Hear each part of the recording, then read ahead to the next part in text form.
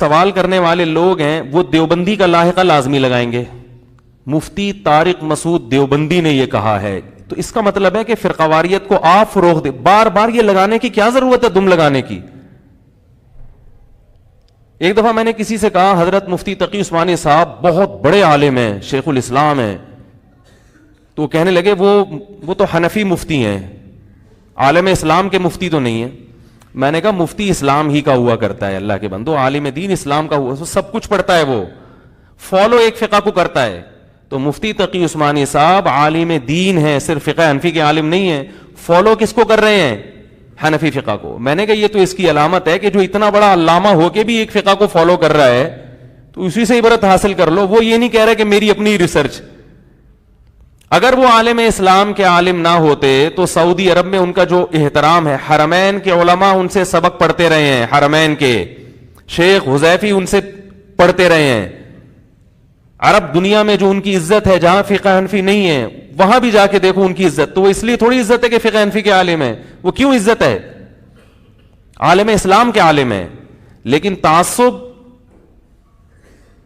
مسلکی تعصب کی بدبو آپ دیکھو کہ جو وہ خود بھی اپنے نام کے ساتھ نہ دیوبندی لکھتے ہیں اور نہ حنفی لکھتے ہیں. حضرت مفتی رفیع عثمانی صاحب کہتے ہیں میں نے اپنے نام کے ساتھ دیوبندی لکھ دیا تو میرے والد جو مفتی شفیع صاحب نے ہٹوایا. آپ نے میری مسجد کے باہر دیکھا کہ کوئی حنفی دیوبندی لکھا ہوا ہو, ہے بھائی, جامع مسجد الفلاحیہ, بس ختم. ٹھیک ہے, مسجدوں کے نام آپ دیکھو اتنی لمبی لمبی دمیں لکھی ہوئی ہیں, لگی ہوئی ہیں. تو یہ مسلک پرستی کا شکار ہیں یہ لوگ. اور میں نے یہ بتایا تھا کہ علماء دیوبند کو دیوبند کہا کیوں جاتا ہے, اس کی ریزن میں ایک بیان میں بیان کر چکا ہوں. محترم نے یہ بھی دعویٰ کیا کہ 1867 میں دیوبند مدرسے کی بنیاد رکھی گئی, تو اس سے پتہ چلا اس وقت دیوبند شروع ہوا ہے. اللہ کے بندو, اس وقت ان کو دیوبند کہا جانے لگا. اس کا مطلب یہ نہیں کہ اس سے پہلے جو تھے وہ نہیں تھے, وہ کچھ اور تھے. بر صغیر میں جب سے اسلام آیا ہے وہی اسلام آیا ہے جس کو ہم فالو کر رہے ہیں. ان لوگوں کو دیوبندی بریلویوں کے مقابلے میں کہا جانے لگا کہ جب وہ احمد رضا خان بریلوی کے کچھ عقائد مختلف ہوئے اور ان کے کچھ نظریات اور اعمال دوسروں سے مختلف ہوئے, تو ان سے فرق کرنے کے لیے ان کو کیا کہا جانے لگا, دیوبندی. تو میں آپ سے, وہ کہتے ہیں کہ 1867 سے پہلے جو تھے نا وہ ہمارا والا مسلک تھا.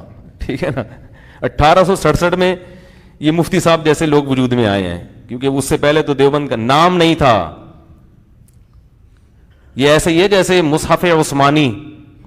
اب کوئی کہ حضرت عثمان نے جو مصحف عثمانی کی بنیاد رکھی, اس سے پہلے تو مصحف عثمانی تھا ہی نہیں, اس سے پہلے تو ہمارا والا قرآن تھا. تو اللہ کے بندو, وہی قرآن جو نبی کے دور میں تھا اس کو مرتب کر کے حضرت عثمان نے مرتب کر دیا. اگر وہ الگ قرآن ہوتا تو سارے صحابہ احتجاج کرتے نا. تو اسی طرح 1867 میں جب دیوبند کی بنیاد رکھی گئی, اس کا سلیبس رکھا گیا, تو اگر وہ سلیبس قرآن و سنت کے خلاف ہوتا یا وہ کوئی نیا مسلک ہوتا تو بر صغیر کے 4 آدمی تو اس کے خلاف احتجاج کرتے نا. آپ لوگ کہاں تھے انجینئر صاحب, آپ کے باپ دادے اس وقت سو رہے تھے کہ پوری ایک نئے مسلک کی بنیاد رکھی جا رہی ہے اور پوری دنیا کے علماء کیا تھے, خاموش. ٹھیک ہے نا, اس کا مطلب وہ نئی چیز تھی نہیں. بر صغیر میں فقہ حنفی آیا ہے, اور یہ فقہ حنفی انہوں نے یہ بھی کہا تلوار کے زور سے آیا ہے. اس وقت اسلام جہاد کے ذریعے بر صغیر میں داخل ہوا تھا. جب اسلام آیا تو فقہ حنفی اس وقت خود بخود آیا ہے, اور وہ صحابہ اور تابعین کے شاگرد تھے جو بر صغیر میں اسلام لے کر آئے تھے. میں نہیں سمجھا پا رہا اپنی بات. تو یہ فضول لفاظی ہے. وہ بار بار کہتے ہیں نا پھکی دے رہا ہوں, پھکی دے رہا ہوں. تو واقعی آپ چورن کا کاروبار کرتے ہیں. پھکی چورن ہی ہوتی ہے نا. تو ہم بسوں میں دیکھا کرتے تھے, وہ ایک چورن بیچنے کے لیے نا 5 روپے کا, پہلے زمین آسمان کے قلابے میں ملاتا تھا, پھر وہ تو ظاہر ہے چورن اتنے آرام سے بکتا نہیں ہے, تو اس کو مہنگا کر کے بیچنے کے لیے اس قسم کی فضولیات بہت ضروری ہیں.